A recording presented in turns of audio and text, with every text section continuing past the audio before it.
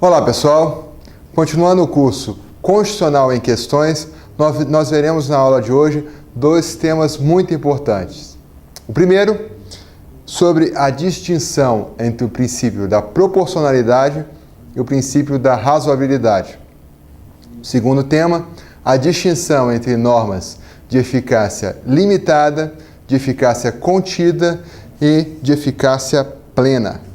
Primeira questão, qual a distinção entre os princípios da proporcionalidade e da razoabilidade? Princípio da proporcionalidade. Ele alcançou desenvolvimento na Alemanha. O princípio da razoabilidade alcançou desenvolvimento nos Estados Unidos.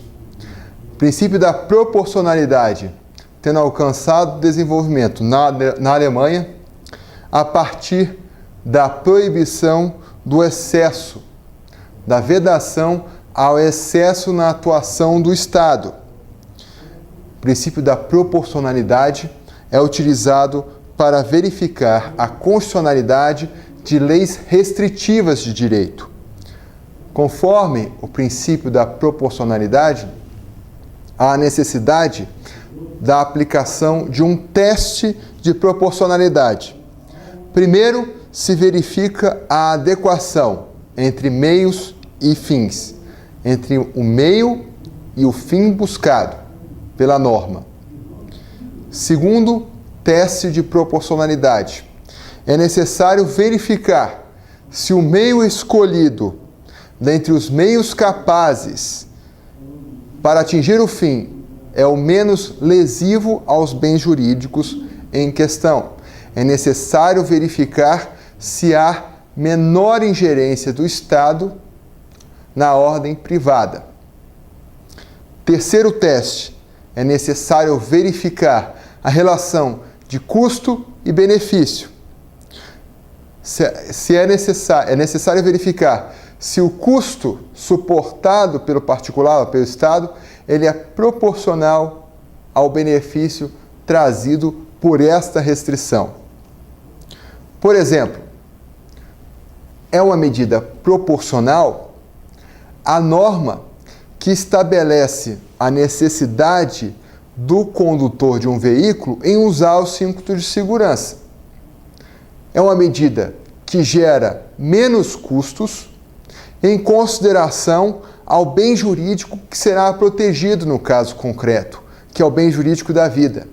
Então, uma norma que estabelece uma multa ao condutor do veículo que não utiliza o cinto de segurança é uma norma proporcional. Ao mesmo tempo, uma norma que estabelece a necessidade de fabricantes de carro de colocação de inúmeros airbags, de mais de 20 airbags dentro do carro, para que o motorista não sofra lesões, é uma norma que pode ser considerada desproporcional, porque apenas alguns airbags são suficientes para preservar a vida do condutor. Então, o custo nessa norma, ele é desproporcional, ele é muito maior do que o benefício que seria trazido por essa norma proibitiva. Princípio da razoabilidade. Nós vimos que o princípio da razoabilidade, ele alcançou o desenvolvimento nos Estados Unidos, a partir do desenvolvimento do princípio do devido processo legal. O devido processo legal, ele possui dois aspectos, o aspecto formal e o material. No aspecto formal, a lei deve respeitar o procedimento legislativo previsto para a edição da lei. Então, respeitado o procedimento legislativo para a edição da lei, estará atendido o aspecto formal do devido processo legal. Mas o devido processo legal também apresenta o aspecto material. A lei deve observar uma lógica interna entre seus elementos. Os meios escolhidos devem ser adequados aos fins permitidos. Em razão da proximidade entre o princípio da proporcionalidade e o princípio da razoabilidade, alguns autores entendem que são princípios similares. Mas, se for cobrada a distinção entre esses princípios, é necessário observar essas ideias, esses elementos aqui apresentados na aula. Segunda questão: diferencie norma de eficácia plena, contida e limitada. Qual a diferença entre norma de eficácia plena, norma de eficácia contida e norma de eficácia limitada? É uma classificação trazida por José Afonso da Silva e muito cobrada em concurso público. Trata-se de critério que classifica as normas quanto à aplicabilidade e os efeitos. Então, quando tratamos sobre esse assunto, norma de eficácia plena, contida e limitada, nós estamos estudando dois temas: a aplicabilidade e os efeitos da norma. Norma de eficácia plena são normas dotadas de aplicabilidade imediata. São normas completas, claras, que já possuem todos os elementos para a sua aplicação no caso concreto. Norma de eficácia plena não precisam, as normas não precisam de uma atividade mediadora, não precisam de uma atividade outra do legislador, porque elas já podem ser aplicadas imediatamente ao caso concreto e já possuem todos os elementos essenciais que permitem a sua incidência. Diferente das normas de eficácia contínua, que também são normas completas, dotadas de aplicabilidade imediata, contudo, admitem que legislação posterior venha restringir os efeitos de suas normas, que contêm o alcance da própria norma. Por exemplo, o artigo 5º, inciso 13, prevê que a liberdade profissional de qualquer trabalho ou profissão deve ser preservada, atendidas as qualificações profissionais que a lei estabelecer. Então, uma lei posterior, mesmo que infraconstitucional, pode estabelecer uma limitação a essa liberdade profissional. Pode a OAB estabelecer a necessidade da aprovação da prova da ordem para que o profissional possa exercer a advocacia, sem prejuízo da liberdade profissional. Essa é uma norma de eficácia contida. Quer dizer, os seus efeitos podem ser contidos com a edição, com a atuação de um legislador infraconstitucional, ou de um legislador que estabelece outras normas para a aplicação dessa lei, apesar da lei conter todos os elementos para a sua aplicação imediata. E normas de eficácia limitada. Normas de eficácia limitada são normas que, para a sua aplicabilidade, dependem de outras normas. São, então, as normas de eficácia limitada são normas dependentes de complementação. São normas incompletas.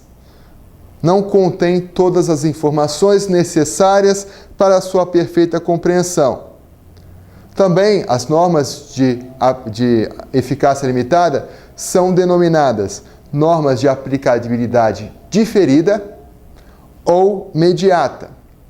Exemplo, há previsão na Constituição sobre a possibilidade da instituição de impostos sobre grandes fortunas, nos termos da lei complementar. A lei complementar ainda não foi editada. Não há impostos sobre grandes fortunas sendo aplicados.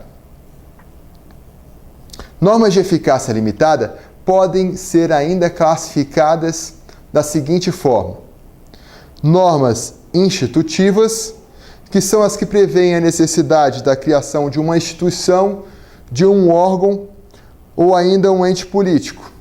Por exemplo, a Defensoria Pública. Então, é necessária a criação da Defensoria Pública para que a norma tenha plena aplicabilidade. Também classificada como uma norma de eficácia limitada são as normas programáticas. São as normas que estabelecem a necessidade de organização ou execução de uma política pública ou programa social e econômico, a fim de atender, por exemplo, os direitos sociais. Então, são normas que dependem para a sua implementação de uma política econômica, de uma política pública. Por exemplo, normas que definem o direito à saúde, o direito à educação. É necessária a presença, a participação, a prestação positiva do Estado para que a norma tenha a plena aplicabilidade. Então, é uma norma de eficácia limitada, é uma norma programática. Próxima pergunta. Quais são os efeitos produzidos por norma de eficácia limitada? É errada a questão que prevê que a norma de eficácia limitada não produz efeitos. É certo que norma de eficácia limitada não pode ser aplicada de forma imediata, como uma norma de eficácia plena. Norma de eficácia limitada depende de uma complementação, são normas diferidas. Mas mesmo as normas de eficácia limitada, elas produzem efeitos. Quais são eles? Primeiro efeito, provocam a não recepção da legislação infraconstitucional anterior, eventualmente incompatíveis com seus termos.